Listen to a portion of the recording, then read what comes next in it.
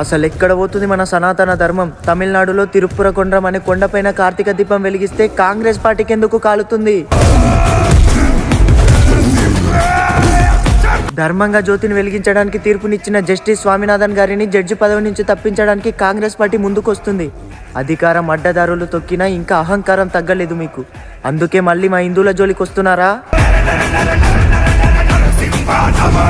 మీ తాతల కాలం నుంచి కాంగ్రెస్ పార్టీ హిందువులకు వ్యతిరేకంగానే పనిచేస్తుంది. గద్దె దింపిన బుద్ధి మారదు మీకు. అక్కడ జ్యోతిని వెలిగించకూడదని కాంగ్రెస్ పార్టీ ఇంతలా ఎందుకు కొట్లాడుతుందో తెలుసా? కొండపైన ఉన్న ముస్లింల దర్గా, ఆ దర్గా కమిటీ వాళ్ళు మన హిందువుల ఆచారాలను పాటించొద్దని కాంగ్రెస్ పార్టీకి స్పష్టంగా తెలిపారంట. మా హిందూ దేశంలో మీ పెత్తనాలేంట్రా లంజా కొడకల్లారా? ఆనాడు భారతదేశం అనేది హిందూ దేశంగా రాజ్యాంగంలో ముద్రించిన దాని సెక్యులర్ దేశంగా తిరగరాసింది కూడా ఈ కాంగ్రెస్ మతోన్మాదులే. ఇకనైనా కళ్ళు తెరవండి ఓ హిందువులారా. మన హిందూ ధర్మానికి పూర్తిగా వ్యతిరేకంగా ఉన్న ఈ కాంగ్రెస్ పార్టీకి మన ఓటుతో బుద్ధి చెప్దాం. జై హింద్, జై భారత్.